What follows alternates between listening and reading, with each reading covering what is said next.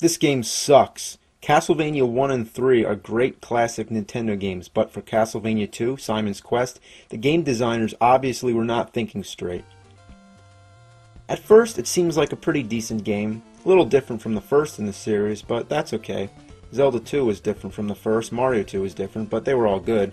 The first thing that's strikingly different is the fact that you have to go through towns, talk to people, and buy stuff. Never really minded that. It makes it a little more like an adventure story, and it's kind of like Zelda, so that's okay.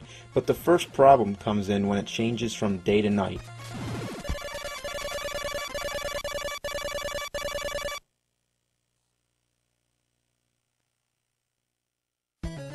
Why does this need to happen so often? Like every 5 minutes? Why does it take so long? Nobody feels like sitting through this every time. How would you like it if you were playing a game and then every 5 minutes I came over and paused it, then counted 10 tedious seconds and then let you continue to play the game?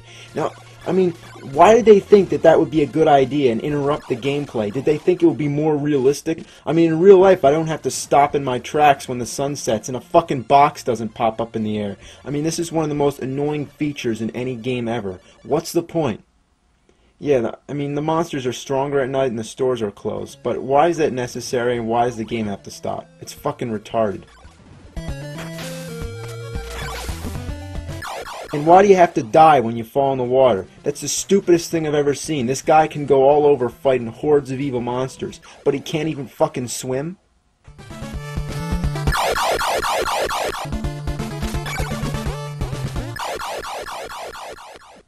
Sometimes I don't feel like going down the stairs just to get down to ground level. I mean, there's no reason I should have to do that when I can just take a shortcut and jump down. But oops, I shouldn't do that. There might be water down there.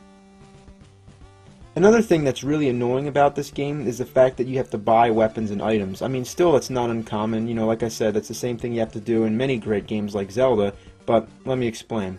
Here you have to collect hearts, which count as money. I mean, that's kind of odd, because usually hearts count as life or energy, you know, so that's kind of strange, but, you know, that's not the point. The point is that the items you need to buy are too fucking expensive, and the hearts don't add up enough. It takes too long to get enough of them to buy something, and it gets boring wandering around killing the same monsters over and over again just so you can buy a flame whip or something. Speaking of flame whip, that's pretty weird itself, isn't it? I mean, they were really being creative with that one, the flame whip.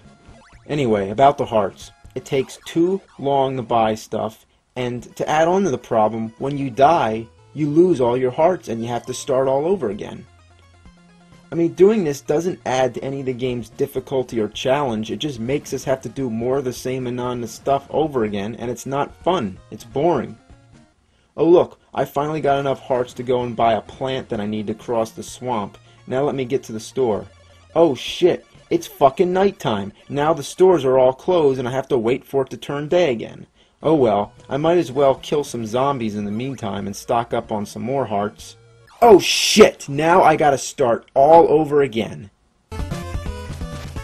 One of the worst things in the game are the pitfalls, which are areas where there's like stones or blocks that look like you could walk on them, but instead you just fall through.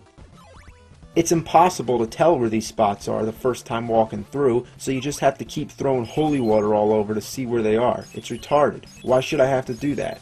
Again, it doesn't add up to any of the fun, challenge of the game. It's just unfair and it's annoying. In the dungeons, there's no bosses at the end, which is a big disappointment.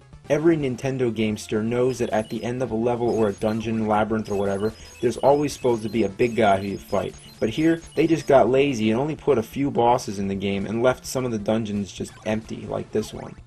So most of the dungeons you go through, the mansions to be exact, there's nothing at the end except for a crystal orb that you can't touch. In the rest of the Castlevania games, the tradition goes like this. You fight a boss, you defeat him, then an orb comes down, and you touch it. There you go, on to the next level. But in Castlevania 2, how would you ever figure out that you're supposed to throw an oak stake at that orb? I mean, when you first get the oak stake, you assume it's a weapon, and you throw it only to find that it does absolutely nothing, and that you waste it by throwing it, so you have to get it all over again. There are parts in the game that are definitely not self-explanatory and are too hard to figure out. Take this dead end, for example. Would you guess that you're supposed to pass through this wall?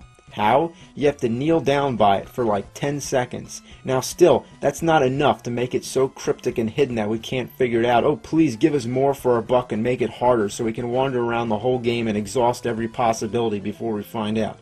Okay, guess what? You need to have a red crystal selected and be kneeling down and wait a little while before this magic tornado comes and takes you to the next part of the game.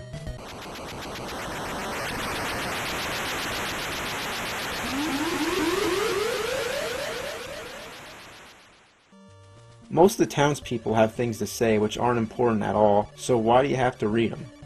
Here in the dungeons, there's books that you may find which actually give you clues about things in the game that you may need to know about. But when I find these books half the time, it's by accident, so I may hit the button and cancel it out, which means that I don't even get to read it and I don't have a second chance. Why can't I do that when it changes from day to night? That would actually be helpful. So what the game designers figured is this. It isn't absolutely necessary for me to read about how to find Dracula's castle or what I'm supposed to do with an oak stake, but what I do need to read, again and again, constantly, is the morning sun has vanquished the horrible night. How about vanquish this horrible game? The only sure way to get through this awful game is to enter a code, but even that is way more tedious than it should be. While most of the Castlevania games have symbols you enter for a code, this one just has a whole bunch of numbers. I mean, like, one of those little parts would be enough for a password, but why 4? Like, why so many? In general, I hate games that have passwords like this because sometimes they have uppercase and lowercase letters.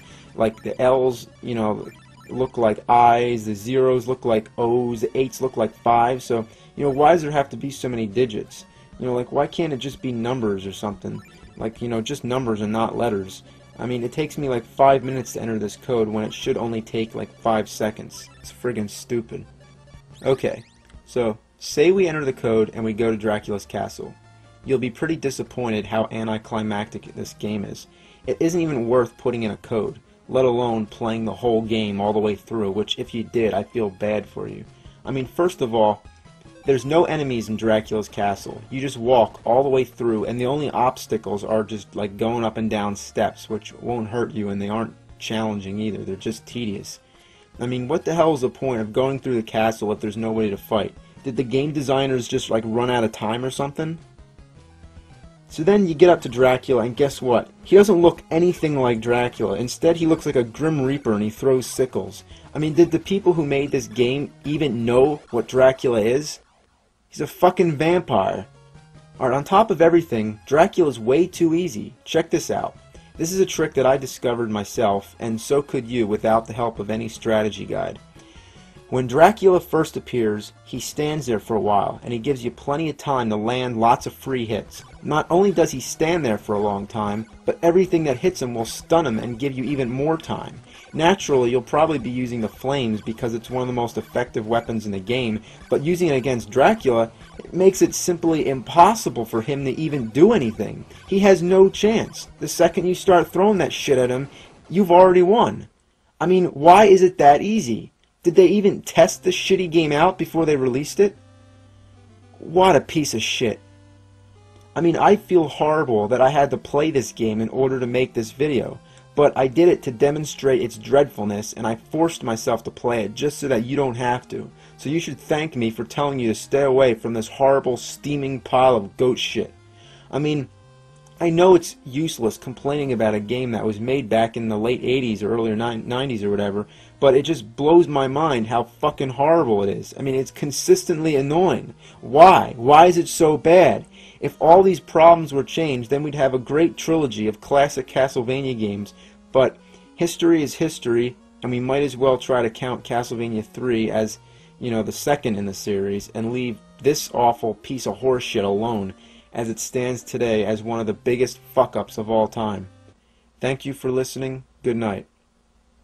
The ending sucks too.